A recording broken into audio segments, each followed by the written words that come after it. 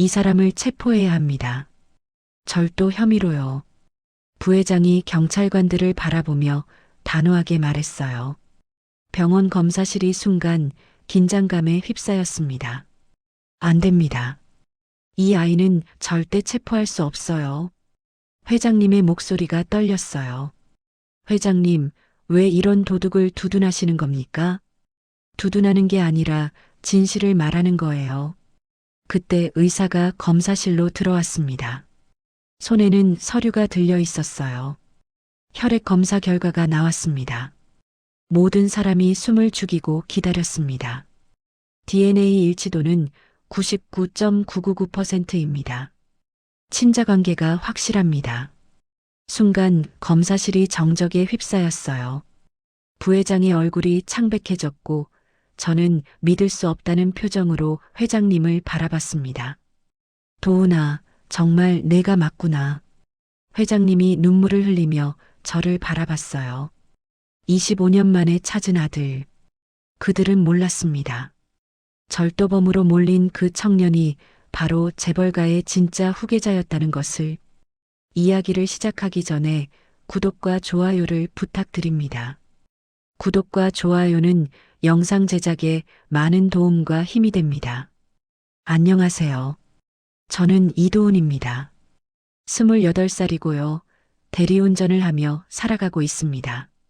보육원에서 자란 탓일까요? 어려서부터 남의 것을 함부로 만지지 않는다는 게 몸에 배어 있습니다. 떨어진 동전 한 푼이라도 주어서 파출소에 가져다 주곤 했거든요. 그런 성격이 때로는 답답하다는 소리를 듣기도 하지만 그래도 바꾸고 싶지는 않습니다. 이게 저니까요. 오늘도 평범한 하루였습니다. 아침부터 저녁까지 이곳저곳 운전대를 잡았죠. 술에 취한 직장인들을 태우고 늦은 시간 집으로 돌아가는 사람들의 이야기를 들으며 하루를 보냈습니다. 그런데 마지막 손님을 내려드린 후 집으로 돌아가는 길에서 제 인생을 바꿀 무언가를 만나게 되었습니다. 한겨울 밤 공기가 뺨을 시리게 찔러왔습니다. 손이 시려서 주머니에 넣고 걷다가 파출소 앞 골목에서 그만 미끄러지고 말았죠. 다행히 크게 다치지는 않았는데 일어나려다 보니 발끝에 뭔가 걸렸습니다. 검은 가죽 지갑이었습니다. 오래된 것 같았어요. 가죽이 닳아서 윤기가 자연스럽게 나고 있었거든요. 누군가 오랫동안 소중히 간직해온 물건이라는 게 한눈에 보였습니다. 저는 재빨리 지갑을 집어들고 주변을 살펴봤습니다. 혹시 떨어뜨린 분이 근처에 있을까 해서요. 하지만 골목은 조용했습니다.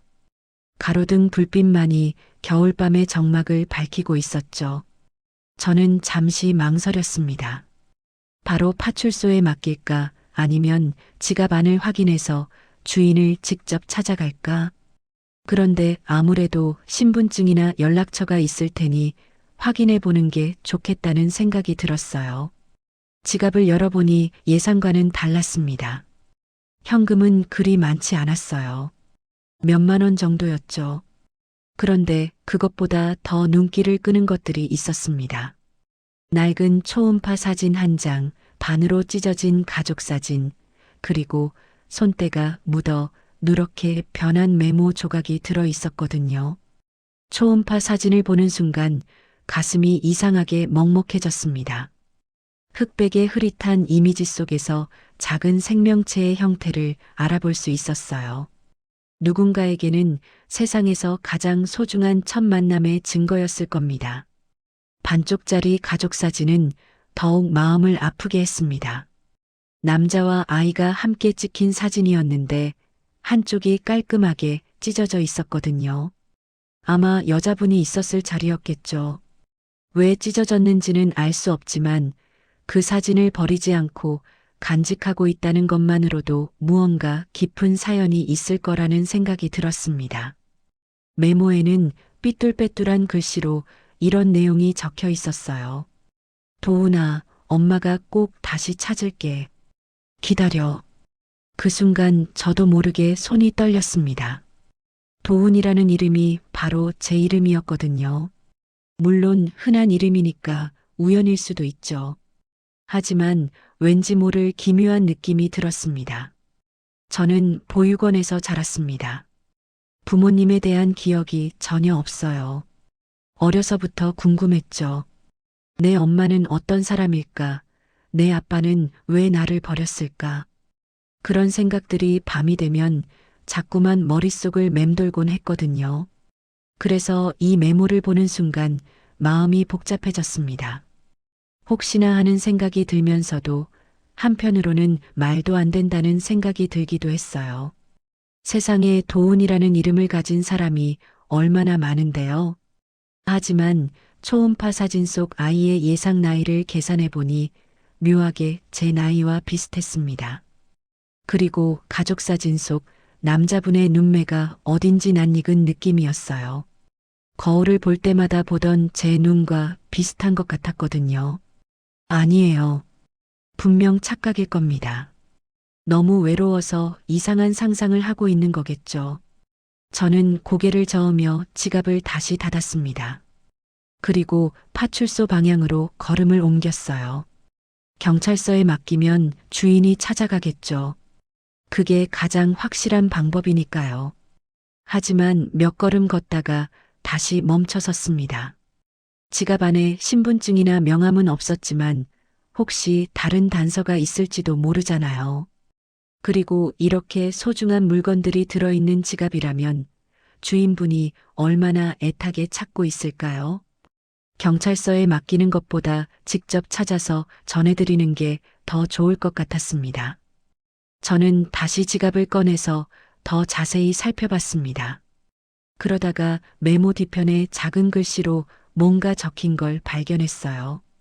한국 유니온 그룹. 회사 이름 같았습니다. 아, 혹시 이분이 그 회사에 다니시는 건 아닐까요? 한국 유니온 그룹이라면 제가 알기로는 꽤 큰 회사예요. 대리운전을 하다 보면 그 회사 사람들을 태우는 경우가 종종 있거든요. 그러고 보니 며칠 전에도 한국 유니온 그룹 본사 건물 앞에서 손님을 태웠던 기억이 납니다. 가슴에 회사 로고가 새겨진 배지를 달고 있던 분이었는데 되게 피곤해 보이셨어요. 야근을 하고 나오시는 것 같았죠. 그때 그분이 이런 말씀을 하셨거든요. 요즘 회사가 많이 어려워요. 회장님도 많이 힘들어 하시고 별 생각 없이 들었던 말인데 지금 생각해 보니 뭔가 의미가 있을 수도 있겠네요. 혹시 이 지갑의 주인이 그 회사와 관련이 있는 분일까요? 저는 결심했습니다. 내일 아침에 한국 유니온 그룹 본사에 가서 물어보기로요. 회사가 크니까 분실물 신고가 들어왔을 수도 있고 혹시나 해서 받아주실 수도 있으니까요. 집으로 돌아가는 길 내내 마음이 무거웠습니다.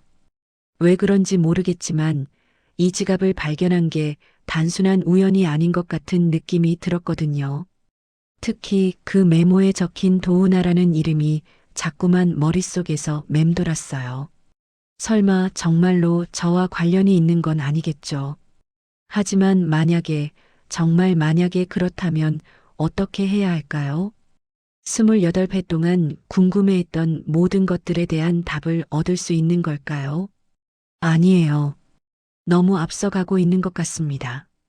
그냥 주인분께 돌려드리는 게 먼저죠. 원룸에 도착해서 낡은 패딩을 벗으며 거울을 봤습니다. 피곤에 찌든 제 얼굴이 거기에 있었어요. 그런데 오늘은 뭔가 다르게 보였습니다. 혹시 가족 사진 속 남자분과 정말 닮은 구석이 있는 건 아닐까요? 저는 고개를 저었습니다. 역시 너무 외로워서 이상한 생각을 하고 있는 거겠죠. 하지만 잠자리에 들면서도 그 지갑 생각이 계속 났습니다. 그리고 내일 아침이 되면 뭔가 중요한 일이 벌어질 것 같은 예감이 들었어요. 좋은 일일까요? 나쁜 일일까요? 그건 알 수 없지만 분명한 건 제 평범했던 일상의 변화의 바람이 불기 시작했다는 것입니다. 다음 날 아침 저는 일찍 일어나서 파출소로 향했습니다. 밤새 뒤척이며 생각해 봤는데 역시 경찰서에 맡기는 게 가장 확실한 방법이라는 결론을 내렸거든요. 한국 유니온 그룹에 직접 가는 것보다는 공식적인 절차를 따르는 게 좋겠다는 생각이 들었어요. 파출소는 아침 일찍인데도 분주했습니다. 경찰관분께 지갑을 건네면서 어제 발견한 상황을 자세히 설명했어요. 어젯밤 골목에서 주웠는데 소중한 물건들이 들어있어서 주인분이 찾으실 것 같아서요. 네, 분실물 접수하겠습니다. 혹시 주인을 찾을 만한 단서가 있나요? 지갑 안에 한국 유니온 그룹이라고 적힌 메모가 있었습니다. 경찰관분이 지갑을 간단히 확인한 후 접수증을 작성해 주셨어요. 저는 마음이 한결 가벼워진 채 파출소를 나왔습니다. 이제 정당한 절차를 통해 주인분께 돌아가겠죠. 그런데 집에 돌아와서 1시간도 지나지 않았을 때 파출소에서 연락이 왔습니다. 지갑 주인분이 오셨습니다. 같이 와주실 수 있을까요? 이상했어요. 벌써 찾아오셨다는 게 말이죠. 어떻게 이렇게 빨리 알았을까요? 하지만 주인분을 만날 수 있다는 생각에 서둘러 파출소로 달려갔습니다. 파출소 안은 어제와는 분위기가 달랐습니다. 여러 사람들이 서 있었거든요. 그 중에서 가장 눈에 띄는 분이 있었어요. 50대 정도로 보이는 여성분이었는데 고급스러운 코트를 입고 있었습니다. 표정이 매우 긴장되어 보였어요. 저분이 지갑을 주워서 가져다 주신 분입니다. 경찰관분의 소개에 여성분이 저를 바라봤습니다. 그 순간 묘한 기분이 들었어요. 왜 그런지 모르겠지만 어딘가 낯익은 느낌이었거든요. 안녕하세요. 어젯밤에 지갑을 주워서 가져다 드렸습니다. 감사합니다. 그분의 목소리는 차분했지만 어딘가 떨리는 것 같았어요. 경찰관분이 지갑을 건네주자 그분은 조심스럽게 받아서 확인하기 시작했습니다. 그런데 지갑을 열어보는 순간 그분의 얼굴이 창백해졌습니다. 손이 미세하게 떨리는 게 보였어요. 초음파 사진과 가족 사진을 꺼내서 한참 동안 바라보셨습니다. 혹시 괜찮으세요? 제가 걱정스러워서 물어봤는데 그분은 고개만 끄덕이셨어요. 그리고 지갑 안을 더 자세히 살펴보기 시작했습니다. 바로 그때였습니다. 파출소 문이 열리면서 정장을 입은 남성분이 급하게 들어왔어요. 50대 초반 정도로 보였는데 표정이 매우 심각했습니다. 회장님, 늦었습니다. 회장님이라고 불렸다는 건 방금 전 여성분이 회장이라는 뜻이겠죠. 그러고 보니 분위기가 예사롭지 않았어요. 고급스러운 옷차림도 그렇고 뭔가 범상치 않은 기운이 느껴졌거든요. 부회장, 지갑은 찾았습니다. 다행입니다. 그런데 내용물은 다 있나요? 그 남성분, 즉 부회장이 날카로운 눈빛으로 지갑을 바라봤어요. 그리고 갑자기 저를 쳐다보며 물었습니다. 이분이 주우신 분인가요? 네, 그렇습니다. 경찰관분의 대답을 듣자마자 부회장의 표정이 변했습니다. 뭔가 의심스럽다는 듯한 눈빛이었어요. 회장님, 현금은 얼마나 있었는지 확인해 보세요. 회장님이 지갑 안을 다시 확인하셨습니다. 그런데 표정이 점점 어두워지더니 부회장을 향해 고개를 저으셨어요. 어제 저녁에 분명히 30만 원이 있었는데 지금은 5만 원밖에 없습니다. 순간 파출소 안 분위기가 얼어붙었습니다. 부회장이 저를 날카롭게 쳐다보며 말했어요. 이상하네요. 현금이 없어졌습니다. 그 말을 듣는 순간 머리가 하얘졌습니다. 설마 저를 의심하는 건 아니겠죠.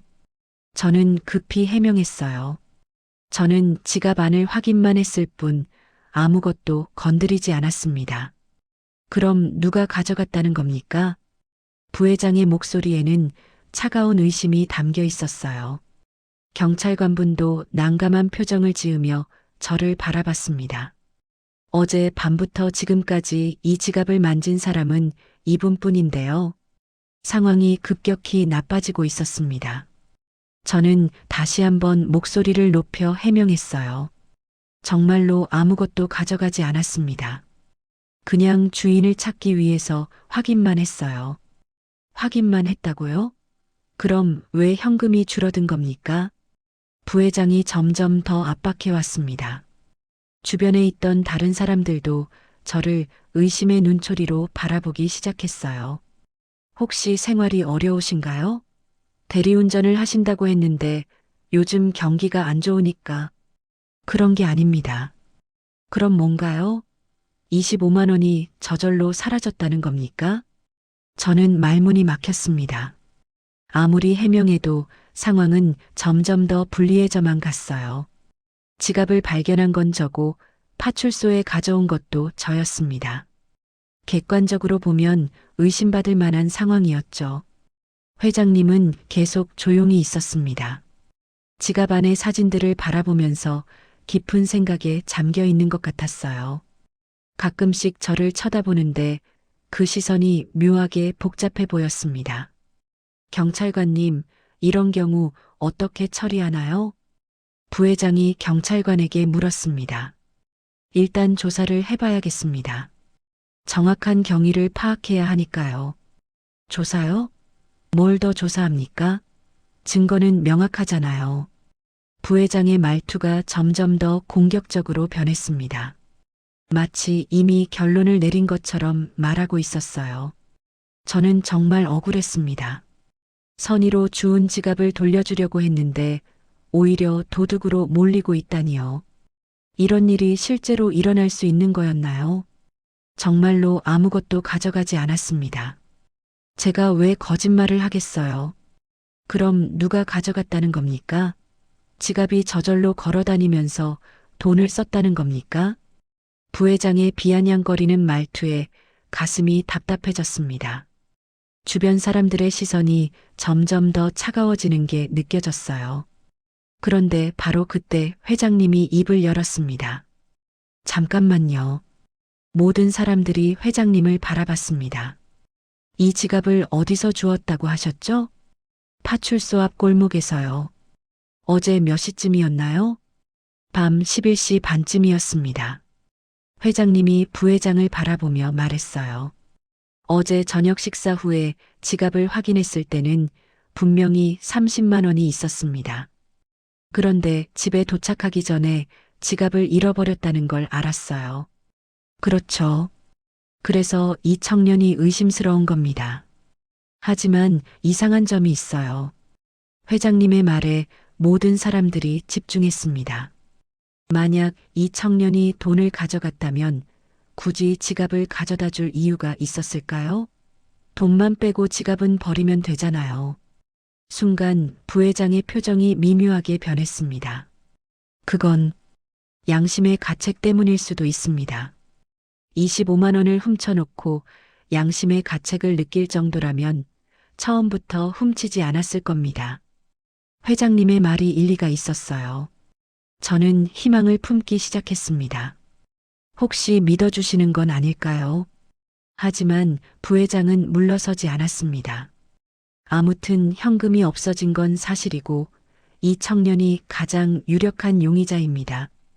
경찰서에서 정식으로 조사받으셨으면 좋겠습니다. 그 말에 저는 다시 절망에 빠졌습니다.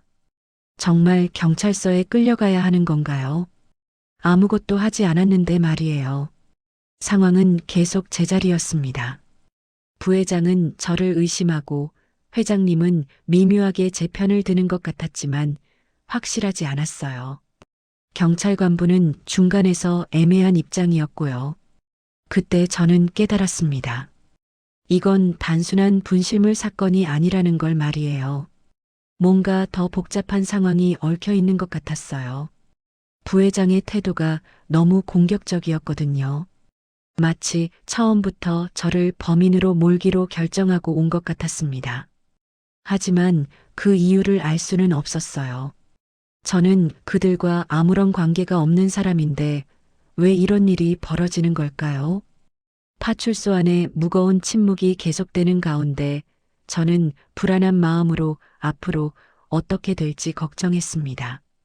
선의가 이렇게 의심받을 수 있다는 게 믿어지지 않았어요.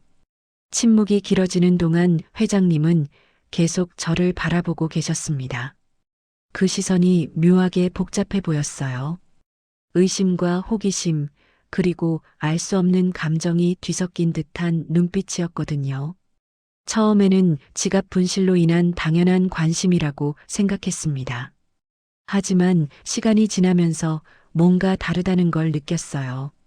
마치 저를 어디선가 본 적이 있는 듯한 그런 표정으로 바라보고 계셨거든요. 저 역시 회장님을 바라보며 이상한 기분이 들었습니다. 분명 처음 보는 분인데 왜인지 낯설지 않았어요. 특히 눈매가 어딘지 익숙한 느낌이었거든요. 하지만 그럴 리가 없죠. 제가 어떻게 이런 분과 인연이 있겠어요. 부회장은 우리 둘이 바라보는 모습을 지켜보더니 갑자기 끼어들었습니다. 회장님, 혹시 이 사람과 아는 사이인가요? 아니요. 처음 보는 분입니다. 회장님의 대답은 단호했지만 목소리에 미묘한 떨림이 있었어요. 뭔가 확신이 서지 않는 듯한 뉘앙스였거든요. 그럼 왜 그렇게 쳐다보십니까? 마치 아는 사람을 보는 것처럼. 부회장의 날카로운 지적에 회장님은 잠깐 당황하는 기색을 보였습니다.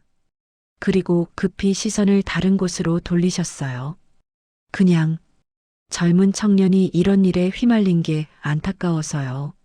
안타깝다고요? 도둑질한 사람을 두고 그런 말씀을 하시는 겁니까?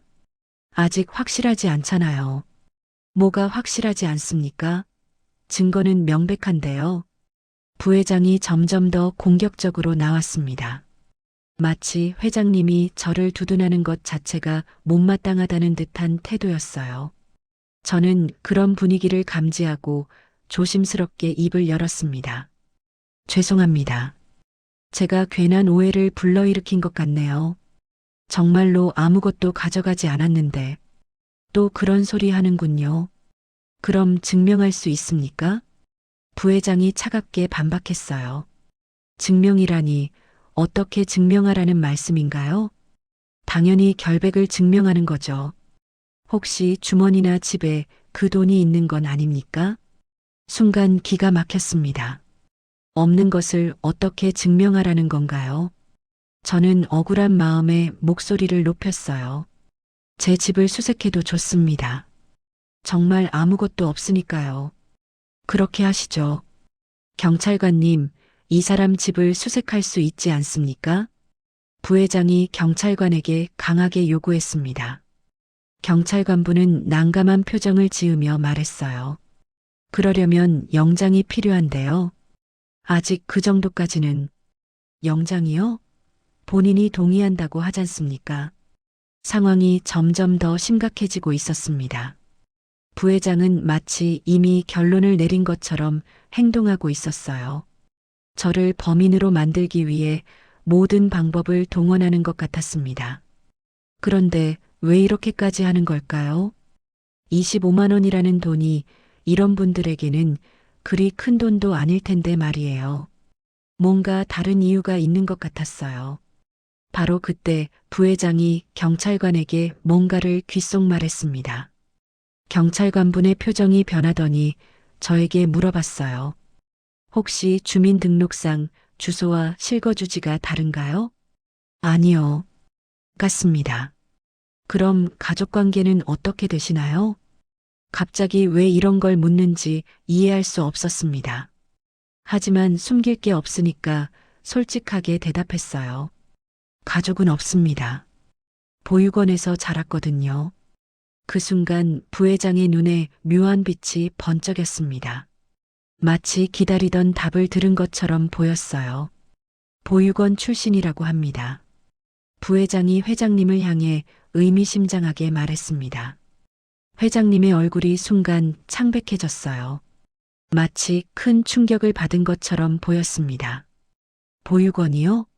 네, 부모 없이 자랐다고 하네요. 그러니까 뭔가 결핍이 있을 수밖에 없죠. 돈에 대한 욕심도 클 거고요. 부회장의 말은 명백한 편견이었습니다. 저는 화가 났지만 참으려고 했어요. 하지만 계속되는 모욕에 더 이상 견딜 수 없었습니다. 저희가 모두 도둑은 아닙니다. 편견으로 판단하지 마세요. 편견이라고요? 통계를 보면 범죄율이 높은 건 사실이잖아요. 그건 환경 때문이지 본성 때문이 아닙니다.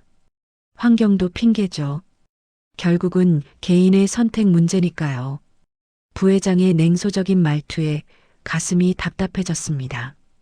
이런 식으로 사람을 재단하는 게 맞는 건가요? 그런데 회장님의 반응이 이상했습니다. 부회장의 말을 듣고 더욱 혼란스러워하는 것 같았어요. 계속 저를 쳐다보다가 시선을 돌리기를 반복했습니다. 회장님, 괜찮으십니까? 부회장이 걱정스럽게 물었어요. 네, 괜찮습니다. 하지만 목소리는 전혀 괜찮지 않았어요. 뭔가 깊은 고민에 빠져 있는 것 같았습니다. 그럼 이제 결정하시죠. 이 사람을 어떻게 처리할지 말이에요. 부회장이 재촉했습니다. 잠깐만 기다려주세요. 회장님이 갑자기 일어서더니 밖으로 나가셨어요. 잠깐 바람을 쐬겠다고 하시면서요.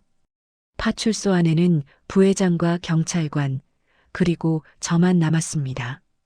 부회장은 회장님이 나간 사이 더욱 노골적으로 저를 압박했어요. 이제 그만 인정하는 게 어때요? 어차피 들통날 텐데. 인정할 게 없습니다. 정말 아무것도 가져가지 않았으니까요. 끝까지 부인하실 거군요. 그럼 정식으로 고발하는 수밖에 없겠네요. 고발이요? 당연하죠. 절도죄로 말이에요. 그 말을 듣는 순간 등골이 오싹해졌습니다. 절도죄라니요. 정말 그런 일이 벌어질 수 있는 건가요? 증거도 없으면서 어떻게... 증거는 충분합니다. 당신이 지갑을 가지고 있었고 돈이 없어졌으니까요. 부회장의 논리는 억지였지만 상황상 불리한 건 사실이었어요. 아무리 결백하다고 해도 객관적인 증거가 없으니까요. 밖에 나가셨던 회장님이 다시 들어오셨습니다. 표정이 전보다 더욱 복잡해 보였어요. 뭔가 중요한 결정을 내린 것 같은 기색이었습니다. 부회장, 잠깐 이야기 좀 합시다. 무슨 이야기입니까? 저쪽에서 둘이서요. 회장님과 부회장이 파출소 한 구석에서 조용히 대화를 나누기 시작했습니다. 거리가 있어서 정확히 들리지는 않았지만 부회장의 목소리가 점점 날카로워지는 게 느껴졌어요. 회장님, 그런 식으로 생각하시면 안 됩니다. 하지만 뭔가 이상해요. 너무 성급하게 판단하는 것 같아서. 성급하다니요? 증거가 명확한데 뭘 더 확인해야 합니까? 그래도 한 사람의 인생이 걸린 문제잖아요. 인생이요? 도둑질한 사람 걱정을 하실 겁니까? 두 사람의 대화는 계속 평행선을 달렸습니다. 회장님은 뭔가 망설이고 있었고 부회장은 단호하게 저를 처벌하려고 했어요. 그러다가 부회장이 갑자기 목소리를 낮춰서 회장님께 뭔가를 속삭였습니다. 회장님의 표정이 급격히 변했어요. 놀람과 혼란이 동시에 스쳐 지나갔습니다. 그런 말하지 마세요. 현실을 받아들이세요. 25년이나 지났잖습니까? 그래도 희망 고문은 그만하시고 이 문제부터 처리합시다. 부회장의 말에 회장님은 더 이상 반박하지 못했습니다. 그리고 저를 바라보는 시선이 달라졌어요. 전보다 더욱 차가워진 것 같았습니다. 두 사람이 다시 돌아와서 앉았습니다. 부회장이 경찰관에게 말했어요. 정식으로 고발하겠습니다. 절도 혐의로요. 경찰관분이 저를 바라보며 말했습니다. 조사받으실 준비 되셨나요? 저는 어떻게 대답해야 할지 몰랐습니다. 결백하다고 아무리 외쳐도 믿어주는 사람이 없었어요. 오히려 의심만 더 커질 뿐이었습니다. 그런데 가장 충격적인 건 회장님의 변한 태도였어요. 처음에는 저를 조금이라도 이해해 주려는 것 같았는데 이제는 완전히 등을 돌린 것 같았습니다. 무엇이 회장님의 마음을 바꾼 걸까요? 부회장이 무슨 말을 한 걸까요? 저는 점점 더 고립되어 가고 있었습니다. 선의로 시작한 일이 이렇게 될 줄은 꿈에도 몰랐어요. 지갑을 그냥 두고 갔다면 이런 일은 없었겠죠. 하지만 후회해도 이미 늦었습니다. 파출소 안의 차가운 공기가 저를 압박해 왔습니다. 앞으로 어떻게 될지, 정말 범죄자가 되는 건 아닌지 두려움과 불안이 밀려왔어요. 파출소 문을 나서는 순간 차가운 바람이 얼굴을 때렸습니다. 하지만 날씨보다 더 차가운 건 사람들의 시선이었어요. 파출소 앞에는 어느새 구경꾼들이 모여 있었습니다. 소문이 빠르게 퍼진 모양이었어요. 저 사람이 지갑 훔친 사람이래. 보육원 출신이라던데. 역시 그럴 줄 알았어. 사람들의 수군거림이 귓전에 맴돌았습니다. 아무도 저를 직접 보지는 않았지만 시선의 무게가 느껴졌어요. 호기심과 경멸이 뒤섞인 그런 시선들 말이에요. 저는 파출소 계단에 털썩 주저앉았습니다. 더 이상 걸을 힘이 없었거든요. 온몸이 무거웠고 머릿속은 하얘져 있었어요. 방금 전까지 파출소 안에서 벌어진 일들이 악몽 같았습니다. 부회장의 날카로운 추궁, 회장님의 변해버린 시선, 그리고 경찰관의 차가운 말투. 모든 게 한순간에 뒤바뀌어 버렸어요. 조사받으러 내일 오세요. 혐의가 있으니까 신중하게 준비하시고. 경찰관의 마지막 말이 계속 머릿속에서 맴돌았습니다. 혐의라니요. 아무것도 하지 않았는데 혐의자가 되어버렸어요. 주머니에서 핸드폰을 꺼내 시간을 확인했습니다. 오후 2시였어요. 평소 같으면 점심을 먹고 오후 대리운전 준비를 하고 있을 시간이었죠. 하지만 지금은 아무것도 할 수 없었습니다.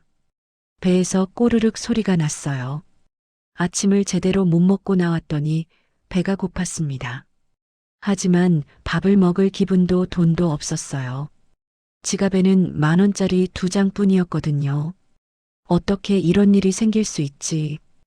혼잣말이 저도 모르게 나왔습니다. 지난밤 지갑을 발견했을 때만 해도 좋은 일을 한다는 생각뿐이었어요. 주인분이 얼마나 기뻐하실까 그런 상상도 했었죠. 하지만 현실은 정반대였습니다. 선의가 악의로 둔갑했고 도움이 되려던 행동이 누명을 쓰게 만들었어요. 세상이 이렇게 불공평한 곳이었나 싶었습니다. 길 건너편에서 몇몇 사람들이 저를 가리키며 이야기하고 있었어요. 저런 나이에 도둑질하다니. 요즘 젊은 애들이 다 그래. 보기보다 나쁜 놈이네. 모르는 사람들의 심판이 이어졌습니다. 아무도 진실을 알려고 하지 않았어요. 그냥 겉모습과 상황만으로 저를 판단하고 있었습니다. 어린 시절이 떠올랐어요. 보육원에서 뭔가 없어지면 항상 저부터 의심받았었거든요. 새로운 아이라서, 부모가 없어서, 조용해서, 온갖 이유로 의심의 대상이 되곤 했었어요. 도훈아, 너 정말 안 가져갔니? 정말로 안 가져갔어요. 그럼 누가 가져간 거야? 모르겠어요. 정말 모르겠어요. 아무리 부인해도 믿어주는 사람은 없었습니다. 결국 진범이 밝혀져도 사과하는 사람은 없었어요. 그냥 다음부터 조심해라는 말만 들었을 뿐이었죠. 그때와 똑같았습니다. 지금도 아무도 제 말을 믿어주지 않았어요. 28살이 된 지금도 여전히 혼자였습니다. 파출소 문이 열리며 부회장이 나왔습니다. 회장님과 함께였어요. 부회장은 저를 보더니 비웃는 듯한 표정을 지었습니다. 아직도 여기 있네요. 저는 고개를 들어 부회장을 바라봤어요. 그 차가운 눈빛이 여전했습니다. 왜 그렇게 집착하세요? 25만 원이 그렇게 중요한 돈인가요? 제가 물었지만 부회장은 대답하지 않았어요. 대신 회장님을 바라보며 말했습니다. 회장님 가시죠. 이런 사람과 더 이상 시간 낭비할 필요 없어요. 회장님은 여전히 복잡한 표정이었습니다. 저를 바라보다가 시선을 돌리기를 반복하셨어요. 뭔가 말하고 싶어 하는 것 같았지만 결국 아무 말도 하지 않으셨습니다. 두 사람이 검은색 고급 승용차에 탔습니다. 차가 출발하면서 회장님이 뒷좌석 창문으로 저를 바라봤어요. 그 시선이 묘하게 애처로워 보였지만 아마 착각이겠죠. 차가 사라지자 주변 구경꾼들도 하나둘씩 흩어지기 시작했습니다. 흥미로운 볼거리가 끝났으니까요. 저는 다시 혼자가 되었습니다. 계단에 앉아 있는데 어디선가 아이들 소리가 들려왔어요. 근처 초등학교에서 하교하는 아이들인 것 같았습니다. 웃음소리와 떠드는 소리가 활기차게 들려왔어요. 그 소리를 듣고 있으니 가슴이 더욱 답답해졌습니다. 저런 평범한 일상이 얼마나 소중한 건지 새삼 느껴졌거든요. 저도 언젠가는 그런 평범함을 누릴 수 있을까요? 핸드폰이 울렸습니다. 대리운전 앱에서 온 알림이었어요. 오늘 오후 예약이 들어왔다는 내용이었습니다. 하지만 지금 상태로는 운전할 수가 없었어요. 마음이 너무 흔들렸거든요. 예약을 취소하면서 마음이 더욱 무거워졌습니다. 이렇게 일을 못하면 생활비는 어떻게 해야 할까요? 월세도 밀릴 텐데 말이에요. 갑자기 미래가 캄캄해 보였습니다. 내일 경찰서에서 조사를 받고 혹시 구속이라도 되면 모든 게 끝나는 거겠죠. 일자리도 잃고 집도 잃고 그나마 쌓아온 평범한 일상도 모두 사라질 거예요. 왜 그냥 지나쳤을까? 후회가 밀려왔습니다. 어젯밤 그 골목에서 지갑을 보지 못했다면 지금 이런 일은 없었을 거예요. 평범하게 대리운전하고 평범하게 하루를 마무리했겠죠. 하지만 후회해도 소용없었습니다. 이미 일어난 일이니까요. 주변에 있던 할머니 한 분이 저를 바라보며 말했어요. 젊은 사람이 왜 그렇게 풀이 죽어 있어요? 네. 무슨 일 있나요? 얼굴이 너무 안 좋아 보이는데. 할머니의 따뜻한 말투에 가슴이 찡했습니다. 오랜만에 듣는 걱정의 말이었거든요. 괜찮습니다. 괜찮긴 뭐가 괜찮아요. 보기에도 안쓰럽네. 할머니가 주머니에서 호떡 하나를 꺼내서 주셨어요. 이거라도 드세요. 배고플 텐데. 아니에요. 괜찮습니다. 뭐가 괜찮다고 그래요. 받으세요. 할머니의 강권에 못 이겨 호떡을 받았습니다. 따뜻한 온기가 손에 전해졌어요. 그리고 달콤한 냄새가 코끝을 간지렸습니다. 고맙습니다. 별 말씀을. 어려울 때 서로 도와야지. 할머니가 가시고 나서 저는 호떡을 한 입 베어 물었습니다. 단맛이 입안에 퍼지면서 목이 메어왔어요. 이런 작은 친절이 이렇게 고마울 수가 있다니요. 세상에는 부회장 같은 사람도 있지만 할머니 같은 사람도 있었습니다. 모든 사람이 저를 의심하는 건 아니었어요. 아직 희망이 있는 건 아닐까요? 하지만 현실은 여전히 냉혹했습니다. 내일 경찰서에 가야 하고 혐의를 벗어야 하고 진실을 밝혀야 했어요. 그런데 어떻게 해야 할지 막막했습니다. 해가 기울어가고 있었습니다. 하루가 이렇게 길 수가 있나 싶었어요. 어제까지만 해도 평범한 대리운전 기사였는데 하루 만에 절도 혐의자가 되어버렸습니다. 저는 천천히 일어났습니다. 계단에 계속 앉아 있을 수는 없었어요. 집으로 돌아가서 내일을 준비해야 했습니다. 어떻게든 진실을 밝혀야 했거든요. 걸어가면서 다짐했습니다. 포기하지 않겠다고요. 아무도 믿어주지 않더라도 스스로는 믿겠다고 말이에요. 제가 결백하다는 걸 증명해 보이겠다고 다짐했습니다. 그런데 어떻게 해야 할까요? 없던 것을 어떻게 증명한단 말인가요? 막막했지만 방법이 있을 거라고 믿고 싶었어요. 집 앞 골목에 도착했을 때 마음이 조금 차분해졌습니다. 비록 작은 원룸이지만 제게는 유일한 안식처였거든요. 내일 경찰서에 가기 전까지 최대한 마음을 다잡아야 했어요. 계단을 오르면서 생각했습니다.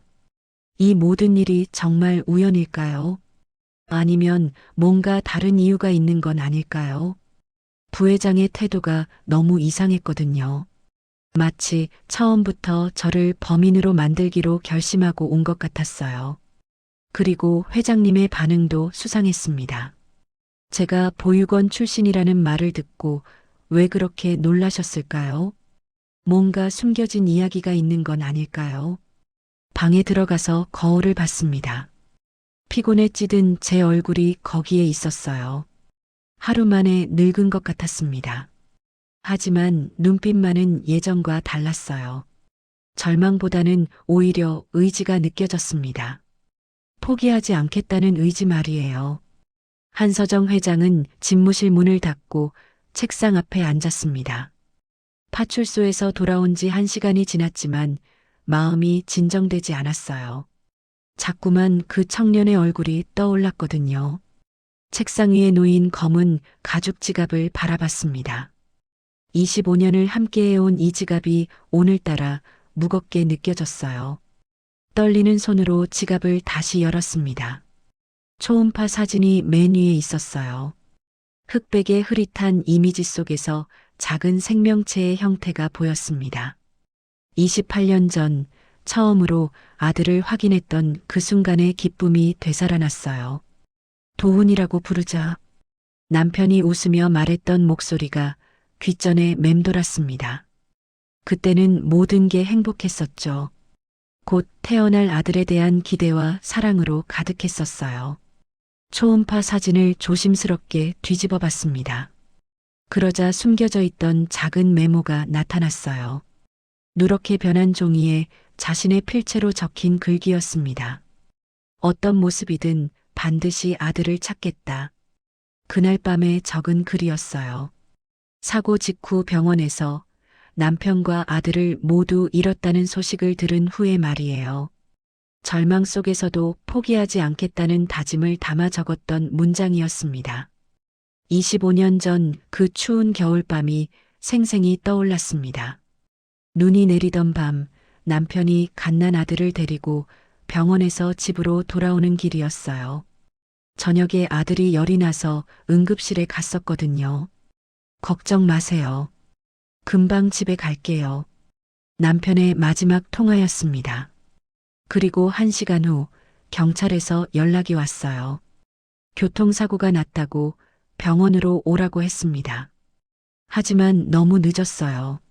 남편은 이미 숨을 거두었고 아들은 행방불명이었습니다. 차가 전복되면서 아이가 튕겨나갔는데 찾을 수 없다고 했어요. 강에 빠졌을 가능성이 높습니다. 경찰의 말에 세상이 무너지는 것 같았어요. 하루아침에 모든 걸 잃었습니다. 남편도 아들도 그리고 미래에 대한 모든 꿈도 말이에요. 하지만 포기할 수 없었습니다. 시신을 찾지 못했다는 건 희망이 있다는 뜻이었어요. 어디선가 살아있을지도 모른다는 생각에 매달렸습니다. 그날 이후 25년 동안 아들을 찾아 헤맸어요. 사설 탐정을 고용하고 보육원마다 찾아다니고 실종아동 관련 단체에도 도움을 요청했습니다. 하지만 아무런 단서도 찾을 수 없었어요. 시간이 흐르면서 주변에서는 포기하라고 했습니다. 이제 그만 놓아주세요. 부회장도 그런 말을 자주 했어요. 하지만 어머니의 마음은 그럴 수 없었습니다. 아들이 어딘가에서 자신을 찾고 있을지도 모르는데 어떻게 포기할 수 있겠어요? 오늘 파출소에서 그 청년을 봤을 때의 충격이 되살아났습니다. 처음에는 단순히 지갑을 주워온 사람이라고 생각했어요. 하지만 점점 이상한 기분이 들었습니다. 눈매가 낯익었어요. 남편과 닮은 구석이 있었고 어딘지 친근한 느낌이었습니다. 그리고 무엇보다 나이가 정확히 28세였어요. 만약 아들이 살아있다면 그 나이일 거였거든요. 보육원에서 자랐습니다. 그 말을 들었을 때 가슴이 멈추는 것 같았어요. 혹시나 하는 마음이 들면서도 한편으로는 두려웠습니다. 25년 동안 품어온 희망이 실망으로 바뀔까 봐서요. 부회장이 차 안에서 한 말이 떠올랐습니다. 회장님, 현실을 받아들이세요. 가능성은 희박합니다. 하지만 나이도 맞고 보육원 출신이라고 했잖아요. 그런 조건에 맞는 사람이 얼마나 많은지 아세요? 섣불리 기대하다가 또 실망하시면 어쩌려고요. 부회장의 말이 맞았을 수도 있었어요. 이미 수없이 많은 실망을 겪었으니까요. 하지만 이번에는 뭔가 달랐습니다. 단순히 조건이 맞는 게 아니라 직감적으로 느껴지는 게 있었어요. 지갑 속 가족 사진을 꺼내봤습니다. 남편과 갓난 아들이 함께 찍힌 마지막 사진이었어요. 아이의 얼굴은 아직 또렷하지 않았지만 눈매만큼은 선명했습니다. 그 눈매와 오늘 본 청년의 눈매를 겹쳐 떠올려 봤어요. 놀랍도록 비슷했습니다. 우연일까요? 아니면 정말로? 도훈이야, 정말 너니? 혼잣말이 저도 모르게 나왔습니다. 25년 동안 수없이 불러봤던 이름이었어요. 꿈에서도 부르고, 혼자 있을 때도 부르고, 절망할 때마다 불렀던 이름이었습니다. 하지만 답은 들려오지 않았어요. 집무실의 정적만이 흘렀습니다. 저는 원룸에서 멍하니 천장을 바라보고 있었습니다. 내일 경찰서 조사를 어떻게 준비해야 할지 막막했거든요. 아무리 생각해도 뾰족한 수가 떠오르지 않았어요. 그때 핸드폰이 울렸습니다. 모르는 번호였어요. 혹시 경찰서에서 연락하는 건 아닌지 조심스럽게 받았습니다. 여보세요? 안녕하세요. 한서정입니다. 한서정이라고요? 잠깐, 그럼 회장님이세요. 왜 갑자기 연락을 주셨을까요? 네, 안녕하세요. 혹시 시간 있으시면 만날 수 있을까요? 이야기하고 싶은 게 있어서요. 회장님의 목소리에는 뭔가 절박함이 담겨 있었어요. 오늘 오후 파출소에서의 차가운 태도와는 전혀 달랐습니다. 무슨 이야기 말씀이신가요? 전화로는 어려우니까 직접 만나서 얘기했으면 좋겠어요. 혹시 병원에 같이 가실 수 있나요? 병원이요? 네. 확인하고 싶은 게 있어서요. 무슨 확인을 하고 싶다는 건지 이해할 수 없었어요. 하지만 회장님의 간절한 목소리에 거절하기 어려웠습니다. 알겠습니다. 어디서 만날까요? 한국대학교 병원 1층 로비에서 만나요. 30분 후에 가능한가요? 네, 가겠습니다. 전화를 끊고 나서도 혼란스러웠습니다. 왜 갑자기 병원에 가자고 하시는 걸까요? 혹시 제가 정신적으로 이상하다고 생각하시는 건 아닐까요? 하지만 궁금함이 더 컸어요. 오늘 오후 회장님의 반응이 뭔가 이상했거든요. 저를 바라보는 시선이 단순한 호기심을 넘어서는 무언가가 있었어요. 한국대학교 병원에 도착했을 때 회장님은 이미 기다리고 계셨습니다. 고급스러운 코트 차림은 그대로였지만 표정이 오후와는 달랐어요. 뭔가 긴장되고 불안해 보이셨거든요. 와주셔서 고맙습니다. 무슨 일이신지 모르겠지만요. 회장님이 병원 안내 데스크로 향했습니다. 그리고 직원에게 뭔가를 말씀하시더니 저를 바라보며 말했어요. 간단한 검사를 받았으면 해서요. 검사요? 무슨 검사 말씀이신가요? 혈액 검사와 간단한 신체 검사입니다. 시간은 오래 걸리지 않을 거예요. 여전히 이해할 수 없었지만 따라갔습니다. 뭔가 중요한 이유가 있을 거라는 생각이 들었거든요. 검사실에 들어가니 의사가 친절하게 맞아주었어요. 혈액을 채취하고 간단한 문진을 했습니다. 그리고 신체 검사를 위해 상의를 벗으라고 했어요. 상의를 벗는 순간 의사의 표이 변했습니다. 그리고 회장님을 바라보며 말했어요. 여기 쇄골 아래 화상 흉터가 있네요. 회장님이 급히 다가와서 제 쇄골 부근을 바라봤습니다. 그 순간 회장님의 얼굴이 창백해졌어요. 손이 부들부들 떨리기 시작했거든요. 언제 생긴 흉터인가요? 어려서 생긴 것 같은데 정확히는 모르겠어요. 어릴 때부터 있었거든요. 어릴 때부터요? 회장님의 목소리가 떨렸습니다. 네, 보육원에 있을 때부터 있었어요. 원장님이 사고로 생긴 거라고 하시더라고요. 회장님이 갑자기 의자에 주저앉으셨어요. 너무 충격을 받은 것 같았습니다. 회장님, 괜찮으세요? 괜찮습니다. 잠깐만요. 회장님이 핸드폰을 꺼내서 사진을 보여주셨어요.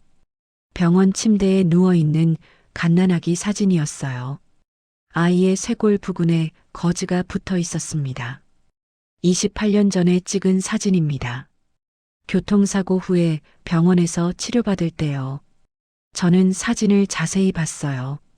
거즈가 붙어 있는 위치가 제 흉터와 정확히 같은 자리였습니다. 혹시 그때 아이가, 네, 제 아들이었어요. 순간 머리가 하얘졌습니다. 아들이라고요? 그럼 회장님이 제 어머니라는 말씀인가요? 그런데 아들은 사고로 돌아가셨다고 시신을 찾지 못했어요. 강에 빠진 것으로 추정된다고 했지만 확실하지 않았거든요.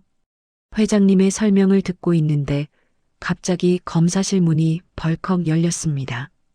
부회장이 경찰관 2명과 함께 들어왔어요. 회장님, 여기 계셨군요. 부회장의 목소리에는 차가운 분노가 담겨 있었습니다. 무슨 일로 오셨나요? 절도범과 무슨 이야기를 하고 계신 겁니까? 절도범이 아닙니다. 회장님의 목소리가 단호했어요. 무슨 말씀이세요? 증거가 명확한데. 이 아이는 범인이 아니에요. 부회장의 표정이 급격히 변했습니다. 뭔가 예상과 다른 상황이 벌어지고 있다는 걸 눈치챈 것 같았어요. 회장님, 혹시 협박당하고 계신 건 아니죠? 협박이라니요. 무슨 말씀이세요? 그럼 왜 갑자기 범인이 아니라고 하시는 겁니까? 회장님이 제 쇄골 부근을 가리키며 말했어요. 이 흉터를 보세요. 흉터가 뭐 어떻다는 겁니까? 28년 전 사고 당시 제 아들에게 생긴 화상 흉터와 정확히 일치해요. 부회장의 얼굴이 순간 굳어졌습니다. 그건 우연일 수도 있잖아요. 우연이 아니에요. 나이도 정확히 맞고 보육원 출신이라는 것도 맞고 이제 흉터까지 일치하니까요. 회장님, 너무 성급한 판단 아닙니까? 그런 식으로 하면 혈액 검사 결과가 나오면 확실해질 거예요. 부회장이 경찰관들을 바라보며 말했어요. 이 사람을 체포해야 합니다. 절도 혐의로요. 하지만 회장님이 단호하게 막았어요. 안 됩니다. 이 아이는 절대 체포할 수 없어요. 회장님, 왜 이런 사람을 두둔하시는 겁니까? 두둔하는 게 아니라 진실을 말하는 거예요. 부회장과 회장님 사이에 팽팽한 긴장감이 흘렀습니다. 경찰관들도 어떻게 해야 할지 몰라 하고 있었어요. 바로 그때 의사가 검사실로 들어왔습니다. 손에는 서류를 들고 있었어요. 혈액 검사 결과가 나왔습니다. 모든 사람이 의사를 바라봤습니다. DNA 일치도는 99.999%입니다. 친자 관계가 확실합니다. 그 말을 듣는 순간 검사실 안이 정적에 휩싸였어요. 부회장의 얼굴이 창백해졌고 경찰관들은 당황한 기색을 보였습니다. 회장님이 저를 바라보며 눈물을 흘리기 시작했어요. 도훈아, 정말 내가 맞구나. 저도 믿기지 않았어요. 25년 동안 궁금해했던 부모님이 바로 눈앞에 계시다니요. 어머니, 그 단어가 입에서 나오는 순간 가슴이 뜨거워졌습니다. 태어나서 처음 불러보는 단어였거든요. 부회장이 급히 끼어들었어요. 잠깐, 이상합니다. 뭔가 조작된 것 같은데요. 조작이라뇨? DNA 검사를 이렇게 빨리 할 수 있나요? 보통 며칠 걸리는 것 아닙니까? 의사가 대답했어요. 응급검사로 의뢰해서 빨리 처리했습니다. 결과는 확실해요. 부회장이 여전히 의심스러운 눈빛으로 저를 바라봤어요. 그래도 이상해요. 하필이면 지갑을 주워서 왔다는 게 말이 됩니까? 운명이었나 봐요. 회장님이 조용히 말씀하셨어요. 운명이라고요? 그런 게 어디 있습니까? 25년 동안 찾아 헤맸는데 이런 식으로 만나게 되다니. 이게 운명이 아니고 뭐겠어요. 부회장의 표정이 점점 더 어두워졌습니다. 뭔가 계획이 틀어진 것 같다는 기색이었어요. 그럼 절도 혐의는 어떻게 하실 겁니까? 당연히 취하해야죠. 내 아들을 어떻게 고발합니까? 하지만 돈은 분명히 없어졌는데요. 회장님이 부회장을 날카롭게 쳐다봤어요. 그것도 이상하네요. 왜 그렇게 25만 원에 집착하세요? 집착이라뇨? 도둑질 당한 걸 찾는 게 당연하잖아요. 그 돈이 정말 중요한 돈이었나요? 부회장이 잠깐 당황하는 기색을 보였어요. 뭐가 중요하고 안 중요하다는 겁니까? 도둑질은 도둑질이죠. 하지만 회장님의 의심은 더욱 커져갔습니다. 혹시 처음부터 도훈이를 범인으로 몰려고 했던 건 아니에요? 무슨 말씀이세요? 아들이 나타나면 경영권 승계에 문제가 생기니까 미리 제거하려고 했던 거 아닙니까? 부회장의 얼굴이 순간 굳어졌습니다. 예상치 못한 추궁에 당황하고 있는 것 같았어요. 회장님, 그런 식으로 생각하시면 안 됩니다. 그럼 어떻게 설명할 건가요? 왜 그렇게 성급하게 고발하려고 했는지 말이에요. 부회장이 할 말을 잃었어요. 변명할 거리를 찾으려고 했지만 쉽지 않아 보였습니다. 경찰관 중 한 명이 말했어요. 일단 상황이 바뀌었으니 체포는 보류하겠습니다. 감사합니다. 회장님이 고개를 숙여 인사했어요. 부회장이 마지막으로 한 번 더 시도했어요. 회장님, 신중하게 생각해 보세요. 이 사람이 정말 믿을 만한 사람인지 말이에요. 하지만 회장님은 단호했어요. 믿을 만하고 만하지 않고의 문제가 아니에요. 이 아이는 내 아들이니까요. 부회장이 더 이상 할 말이 없었는지 고개를 떨구고 말았어요. 그리고 경찰관들과 함께 검사실을 나갔습니다. 검사실에는 회장님, 아니, 어머니와 저만 남았어요. 갑작스러운 상황의 변화에 아직도 실감이 나지 않았습니다. 도훈아, 괜찮니? 네, 괜찮습니다. 어머니. 그 말을 하는 순간 어머니의 눈에서 눈물이 더욱 많이 흘렀어요. 25년 동안 정말 많이 찾았어. 포기하고 싶은 순간도 많았지만 계속 기다렸단다. 저도 궁금했어요. 제 부모님이 어떤 분들일지. 이제 다시는 헤어지지 말자. 어머니의 따뜻한 손길이 제 뺨을 어루만졌어요. 태어나서 처음 느끼는 어머니의 사랑이었습니다. 하루아침에 절도 혐의자에서 재벌 2세로 신분이 바뀌었지만 그것보다 더 중요한 건 가족을 찾았다는 사실이었어요. 25년 동안 그리워했던 가족 말이에요. 하지만 부회장의 마지막 표정이 신경 쓰였습니다. 뭔가 포기하지 않을 것 같은 그런 눈빛이었거든요. 병원에서 나온 후 어머니와 함께 회사로 향했습니다. 사건의 진상을 정확히 파악해야 한다고 하셨거든요. 저는 아직도 모든 상황이 꿈 같았어요. 몇 시간 전까지만 해도 절도 혐의자였는데 이제는 재벌가의 아들이 되어 있었으니까요.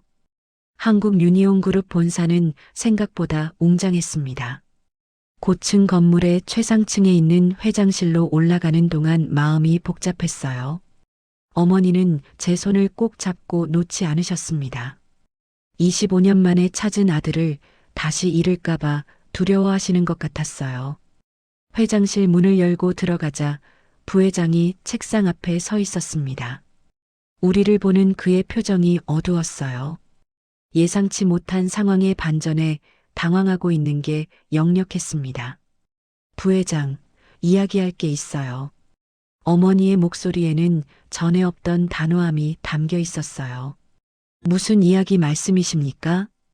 오늘 일에 대해서요. 왜 그렇게 성급하게 도훈이를 범인으로 몰았는지 설명해 주세요. 부회장이 잠깐 머뭇거리더니 대답했어요. 증거가 명확했으니까요. 다른 이유는 없습니다.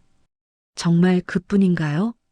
어머니가 책상 서랍을 열어서 뭔가를 꺼내셨어요. CCTV 화면을 캡처한 사진들이었습니다. 이걸 보세요. 사진에는 어젯밤 파출소 앞 골목의 모습이 담겨 있었어요. 시간 순서대로 정렬되어 있었는데 놀라운 장면이 보였습니다. 첫 번째 사진에는 부회장이 골목을 걸어가는 모습이 찍혀 있었어요. 시간은 밤 11시였습니다. 두 번째 사진에는 그가 뭔가를 땅에 떨어뜨리는 장면이 나와 있었고요. 이건 뭡니까? 부회장의 목소리가 떨렸습니다. 어젯밤 당신이 지갑에서 돈을 빼고 골목에 버린 장면이에요. 세 번째 사진에는 제가 나타나서 지갑을 줍는 모습이 찍혀 있었어요. 시간은 11시 30분이었습니다. 부회장이 지갑을 버린 지 30분 후였죠.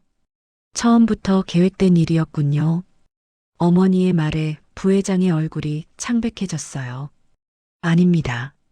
오해입니다. 오해라고요? CCTV에 다 나와 있는데 뭐가 오해예요? 어머니가 더 많은 사진들을 보여주셨어요. 부회장이 지갑에서 돈을 빼내는 장면까지 선명하게 찍혀 있었습니다. 왜 그랬나요? 왜 내 아들에게 누명을 씌우려고 했어요? 부회장이 한참 동안 말없이 있다가 결국 입을 열었어요. 후계자가 나타나면 모든 계획이 틀어지니까요. 계획이요? 25년 동안 회장님을 도우며 이 회사를 키워왔습니다. 당연히 제가 이어받을 거라고 생각했어요. 부회장의 목소리에 오랫동안 숨겨왔던 본심이 드러나기 시작했어요. 하지만 아들이 나타나면 모든 게 바뀌잖아요. 그걸 막으려고 했던 겁니다. 그래서 내 아들을 범죄자로 만들려고 했다는 거군요. 죄송합니다. 부회장이 고개를 숙였지만 진심 어린 사과는 아니었어요.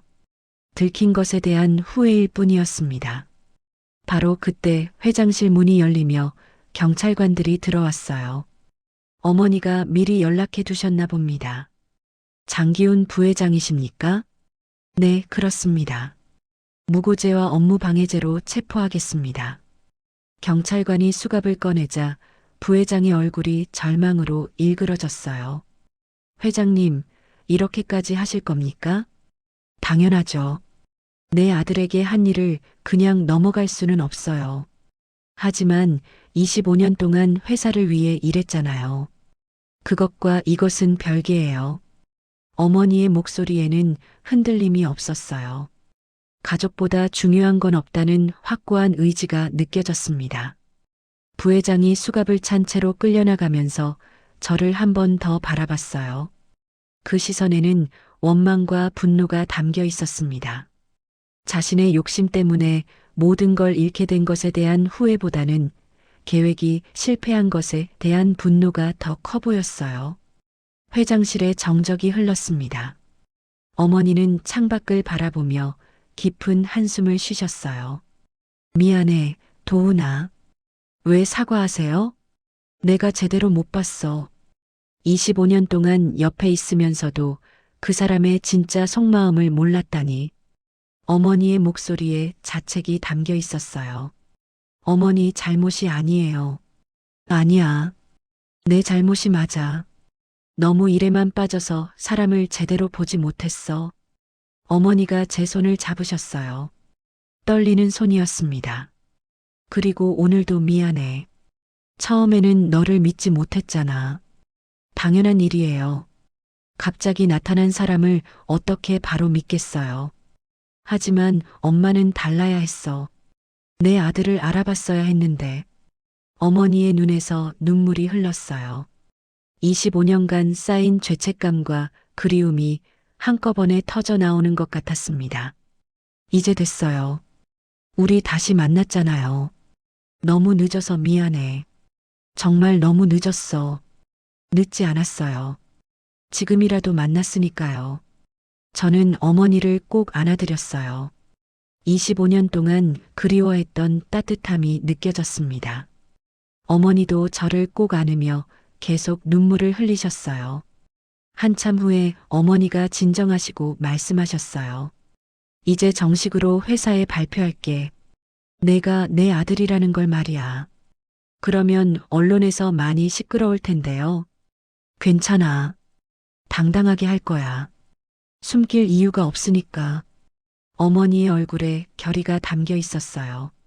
그리고 경찰서에도 정식으로 무고 사건을 신고할 거야. 내 누명을 완전히 벗겨줄게. 감사해요, 어머니. 고마워할 건 내가 더 많아. 25년 동안 혼자서 잘 견뎠구나. 어머니가 제 뺨을 어루만지셨어요. 이제 혼자가 아니야. 우리 함께 살자.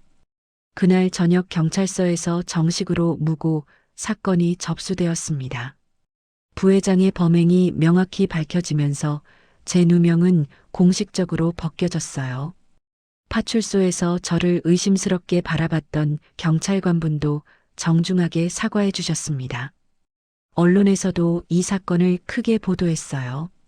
25년 만에 찾은 모자의 재회, 그리고 경영권을 노린 치밀한 음모. 모든 게 드라마보다 더 극적이었습니다. 하지만 저에게 가장 중요한 건 가족을 찾았다는 사실이었어요.